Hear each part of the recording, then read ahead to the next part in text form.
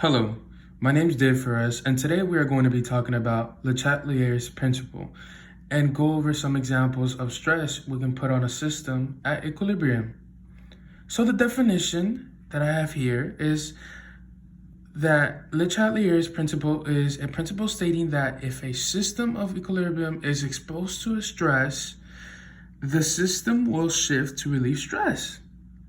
So one thing we can do is modify the concentration of any of the compounds. So let's say here we have this example, sorry about that.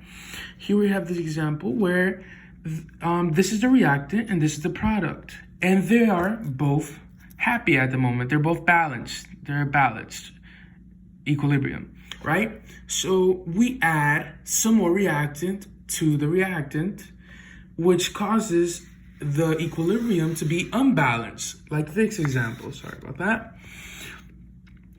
And so, since this is unbalanced, it would cause the forward reaction to speed up. So some of the additional reactants that are on this side can turn into products to restore the equilibrium so they can both be equal. And here I have how that would come out. So we would grab that extra one that we would have and we would turn it into that extra reactant that we had and turn it into a product. And this is how our equilibrium would be happy once everything is balanced. And so now this example would be restored. And so this equilibrium had said to have shifted either right or forward, since we went from left to right, or back to forward. Another stress we can use is by changing the volume of pressure.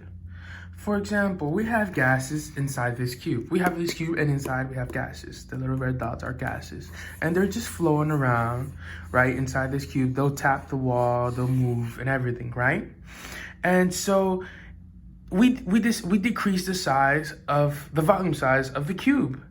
This will cause a pressure inside the cube, as we have here. It will cause the pressure of the cube to go up, because the smaller the volume of the cube, the more the gases can hit the side and exert pressure, because they don't have as much space as they did here, so they would tap the wall quicker and build up pressure.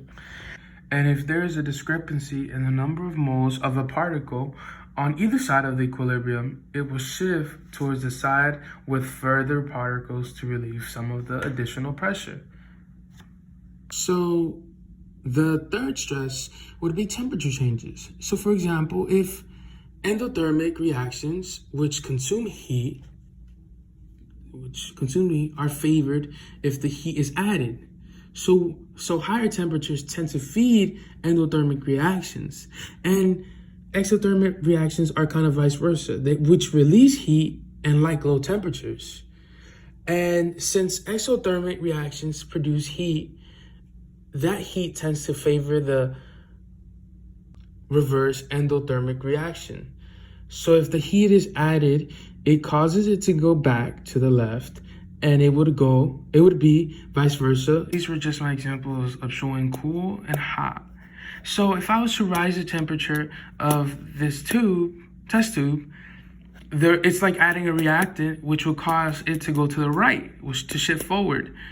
And if I was to cool down that same test tube, it would cause it to go left or backwards, changing it back to its original state color, because it's like taking away some of the reactant to bring it back to its original color.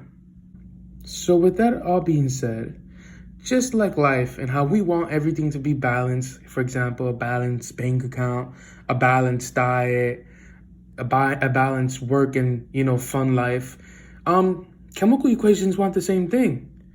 And so this is why they use equilibrium to balance themselves.